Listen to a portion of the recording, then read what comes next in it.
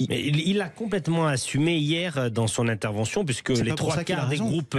Non, mais il l'assume. Il dit clairement, moi j'assume de dire que je suis un élu d'une grande ville, en l'occurrence Pau, que c'est mon ancrage local, c'est son ancienne circonscription, dans laquelle il a été battu d'ailleurs, et sur lequel il s'est jamais représenté depuis qu'il a été battu en 2012, on l'a oublié, et de dire, moi j'assume de dire que je ne veux pas, parce que je suis devenu Premier ministre, m'enfermer dans mon hôtel Matignon, me couper de ma base électorale, de là où je suis élu, de là où j'habite. Il a complètement assumé. Et excusez-moi, on va pas faire un quart d'heure à savoir si tel ou tel vol et trajet est justifié en avion ou pas en avion. Je ne parlais pas que du vol, je parlais de la priorité. Rappelez-vous, François Hollande, une fois élu président de la République, avait dit je ferai attention.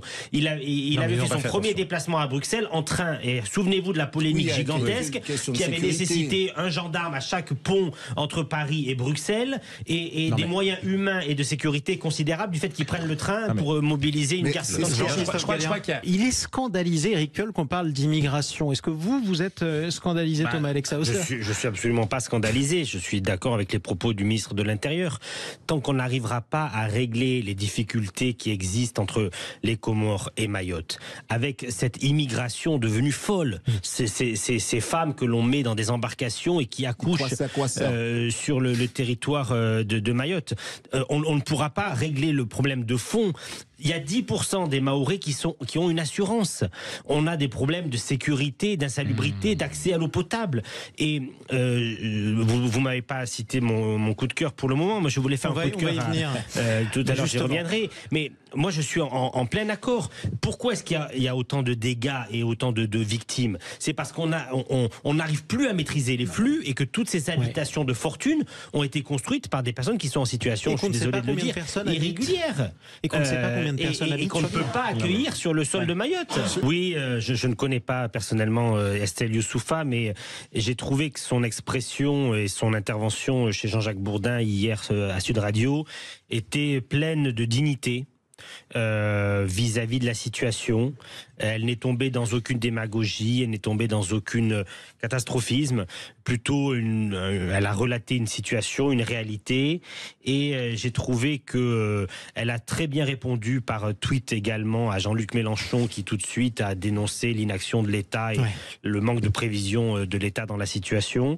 Et je sais qu'elle siège au sein du groupe Lyot avec Charles de Courson, et je voulais la féliciter de justement avoir cette hauteur de vue vis-à-vis de la population, vis-à-vis des électeurs, et de se tourner vers la reconstruction et de ne pas tomber dans des polémiques stériles. Et donc c'était mon coup de cœur aujourd'hui pour la dignité dont cette députée a fait part depuis la crise terrible que subit Mayotte. Et elle est pas le Thomas Alexa Hauser. Cette hypothèse d'une démission... Mais il faudrait quoi d'abord? Il faudrait un échec du gouvernement Bayrou, par exemple. Je pense juste après pour y arriver, il faudrait une succession de censures et de gouvernements successifs qui tomberaient les uns après les autres. Une situation un peu à la 4e République. Pardon, mais on vient d'avoir 4 premiers ministres en moins d'un an. On n'a pas vu ça depuis 1957. Oui, mais bon, on exagère un peu le chiffre de 4 parce que... pourquoi? On y est. On a un changement de borne à Attal qui n'était pas lié à une crise politique. Sauf que pendant 20 ans, une question de casting. de la brièveté C'était un casting. On ne change pas de Premier ministre lorsque c'est un succès. Pendant 20 ans, on s'est moqué de la brièveté d'Édith Cresson. C'est un choix du président qui était lié à la pré-réforme des retraites, etc. Bon, très vite. Mais je pense que on pourrait aller vers une démission du président en cas de succession de crises parlementaires notamment et politiques. Mais ces successions de crises parlementaires et politiques, il faut que des parlementaires l'assument d'appuyer sur le bouton.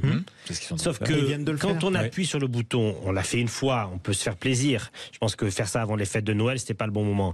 Mais on voit bien que d'avoir appuyé sur le bouton, ça a des conséquences immédiates. C'est-à-dire qu'aujourd'hui, on n'a pas de gouvernement en place au moment où Ursula von der Leyen, chaque jour, avance son Mercosur un peu plus. On n'a pas de ministre et de Premier ministre en position de monter au créneau sur la scène européenne et à Bruxelles pour dire maintenant on arrête, on repose des choses. On a aujourd'hui un Premier ministre qui n'a pas de gouvernement en exercice dans l'une des pires catastrophes climatiques et naturelles de notre histoire contemporaine. Et donc appuyer sur le bouton, ça a quand même une responsabilité mais on de a une se dire quelle est la conscience des députés, de se dire j'appuie 2 fois, 3 fois, 4 fois sur le bouton et pendant ce temps-là, que faisons-nous de notre budget, de notre économie? Aujourd'hui, un appel a été lancé par le patronat. Mais on est coincé avec l'Assemblée nationale la plus divisée de l'histoire de la Ve République. Mais les députés sont d'accord sur rien, mais les députés peuvent quand même un temps soit peu s'entendre pour garantir un minimum de stabilité dont notre pays et notre économie a besoin.